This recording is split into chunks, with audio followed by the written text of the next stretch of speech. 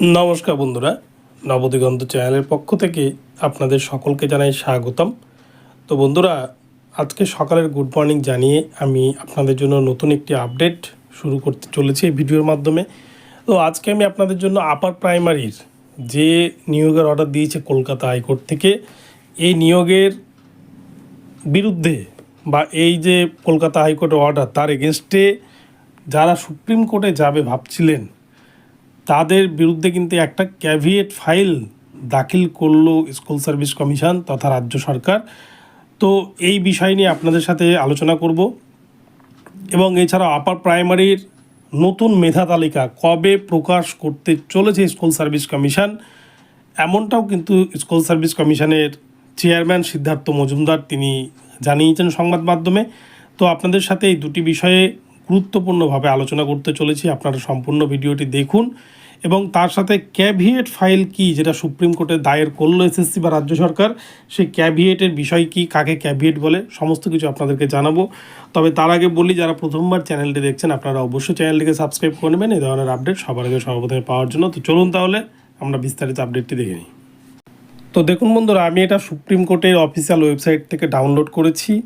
তো serial number রয়েছে 1 এবং নিচে দেখুন ক্যাভিয়েট নাম্বার বা ফিলিং ডেট লেখা রয়েছে 11/836/2024, 2/9/2024 তারিখে এই ফাইল কিন্তু করা হয়েছে এসএসসির তরফে।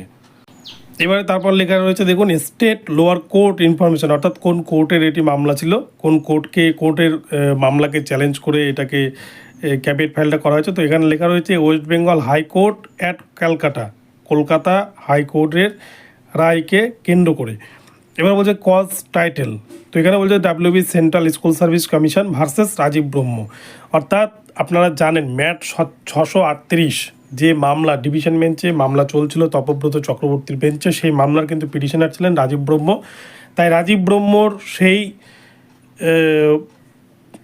মামলাকে চ্যালেঞ্জ জানিয়ে, অর্থাৎ স্কুল সার্ভিস কমিশনের কাছে কিন্তু খবর রয়েছে যে রাজীব ব্রহ্ম বা পিটিশনাররা যারা আপার প্রাইমারিতে বঞ্চিত হওয়ার কারণে চাকরি পায়নি, তারা কিন্তু সুপ্রিম কোর্টে আসবে, সুপ্রিম কোর্টে এই ডিভিশন বেঞ্চের রায়কে চ্যালেঞ্জ জানাবে।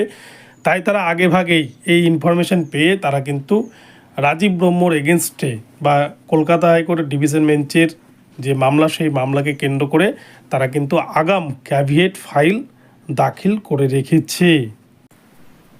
এবং এই মামলার পিটিশনার্স অ্যাডভোকেট দেখতে পাচ্ছেন কুণাল চ্যাটার্জি, অর্থাৎ ওয়েস্ট বেঙ্গল স্কুল সার্ভিস কমিশনের পিটিশনারের অ্যাডভোকেট কিন্তু রয়েছে কুণাল চ্যাটার্জি।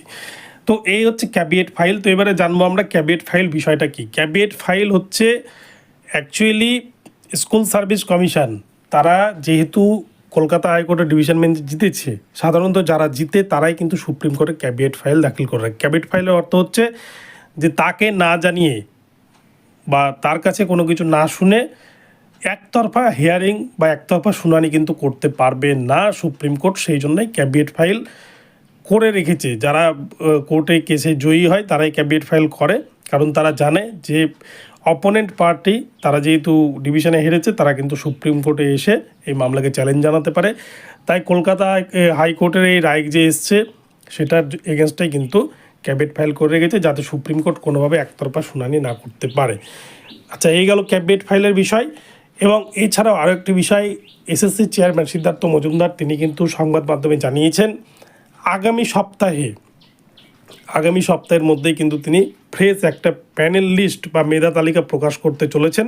এবং সেই প্যানেল লিস্ট পাবলিশ করার পরেই সেটা কিন্তু তারা ওয়েবসাইটে দিয়ে দেবেন এবং তারপরেই তারা কিন্তু রেকমেন্ডেশন লেটার এবং অ্যাপয়েন্টমেন্ট লেটার ইস্যু করবেন এবং ক্যান্ডিডেটদেরকে কোর্টের যে সময়সীমা বেঁধে দেওয়া হয়েছে 28 দিন বা 1 মাসের মধ্যেই কিন্তু তাদেরকে 4 সপ্তাহের মধ্যেই নিয়োগ দেবে। অর্থাৎ এক কথায় পুজোর আগে তারা কিন্তু এই নিয়োগ প্রক্রিয়া সম্পূর্ণরূপে কমপ্লিট করতে চায়।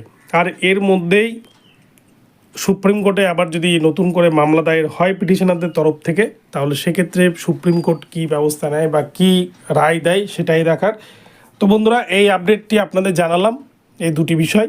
তো আপনাদের আপডেটটি ভালো লাগলে চ্যানেলটিকে সাবস্ক্রাইব করে দেবেন আর এই ধরনের আপডেট প্রতিনিয়ত পেতে আমার চ্যানেলটি ফলো করতে থাকুন। ধন্যবাদ সকলকে, সকলে ভালো থাকবেন।